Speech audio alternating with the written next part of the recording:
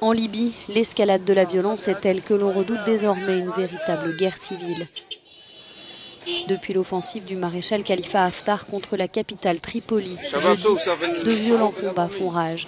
Ils opposent les forces d'Haftar, l'homme fort de l'Est libyen, à ses rivaux du gouvernement d'union nationale. Dimanche, la mission de l'ONU sur place avait lancé un appel urgent à une trêve de 2 heures dans la banlieue sud de Tripoli pour permettre l'évacuation des blessés et des civils. Mais cette trêve n'a pas eu lieu.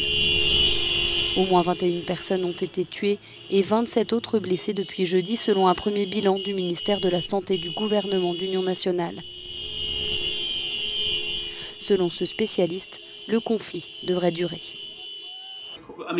Je ne doute pas de la détermination des troupes d'Haftar. Je suis plus dubitatif quant à leur capacité.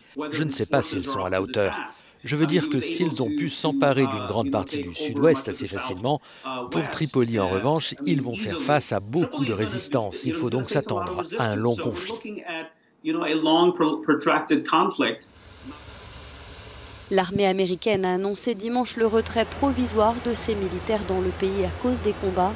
Ces violences interviennent avant une conférence nationale sous l'égide de l'ONU prévue mi-avril et censée dresser une feuille de route avant la tenue d'élections.